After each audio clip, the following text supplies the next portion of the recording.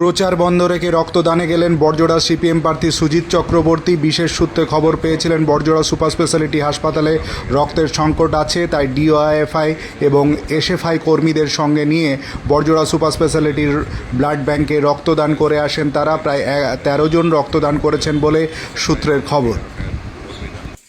তো আমার প্রশ্ন হচ্ছে যে এই সময় প্রচারে না গিয়ে হসপিটালে ব্লাড ব্যাংকে আপনারা কি করতে এসেছেন?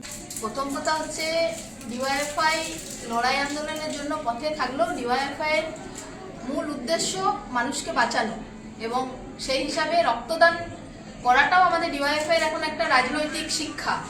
এবং যেটা ঘটনা সেটা হলো গত পরশুদিন রাত্রেবেলা আমাদের বড়জোড়া বিধানসভার প্রাক্তন বিধায়ক এবং বর্তমানে বড়জোড়া বিধানসভার ব্রাহ্মণ মনোনীত সিপিআইএম প্রার্থী কমরেড সুজিত দা এক রোগীর রক্তের জন্য ব্লাড ব্যাংকে যোগাযোগ করেন, এবং তখন ব্লাড ব্যাংকে সূর্যদার সাথে কথা বলে জানতে পারেন যে ব্লাড ব্যাংকে রক্তের খুবই ক্রাইসিস চলছে। তৎক্ষণাৎ আমাদের যে এসএফআই ডিওয়াইএফআই এর কর্মীরা আছে তাদেরকে সুজিতদা খবর দেয় যে এরকম ব্লাড ব্যাংকে রক্তের ক্রাইসিস চলছে, তো কি করা যায়। আমরা সাথে সাথে আমি সহ আমাদের যারা এসএফআই ডিওয়াইএফআই এর কর্মীরা আছে, রাজা, বিবেক, রাজেশ সহ সকলে আমরা আজকে সকালে ইমার্জেন্সিতে আমরা এই ব্লাড ব্যাংকে আসি এবং আমাদের এসএফআই ডিওয়াইএফআই এর কর্মীরা রক্ত দান করেন। এবং আগামীতেও আমি চাইবো যে আমার সহকর্মীরা, সহযোদ্ধারা যেন এরকমই উচ্ছ্বাসে এই রক্তদান শিবিরগুলো যেমন করে থাকে, সেরকম মানুষের প্রয়োজনে যেন ব্লাড ব্যাংকেও এরকমভাবেই রক্ত দিতে আসে। সেই জন্য আমার সকল সহযোদ্ধাকে, সুজিতদাকে এবং আমাদের এই ব্লাড ব্যাংকের যে কর্মকর্তারা যারা আমাদেরকে এই ব্যবস্থা করে দিলেন, সকলকে অনেক অনেক শুভেচ্ছা এবং অভিনন্দন।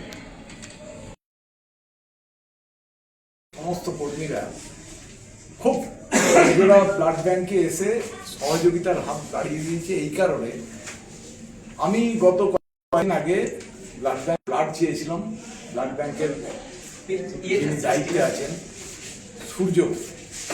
সূর্যদা, এবং তিনি যখন বলেন যে ব্লাড নেই, ব্লাডের প্রচন্ড ক্রাইসিস চলছে, এবং আমি সমস্ত ডিওয়াইএফআই এসএফআই কর্মীকে, আমাদের একটা গ্রুপ আছে, সেই গ্রুপে লিখলাম যে বড়জোড়া ব্লাড ব্যাংকে ব্লাড ক্রাইসিস আছে, সেই কারণে আমাদের সবাইকে সহযোগিতা করতে হবে ব্লাড দিয়ে। সেই কারণেই আজকে হচ্ছে যে আমরা ব্লাড ব্যাংকে এসেছি এবং রক্ত দিচ্ছি।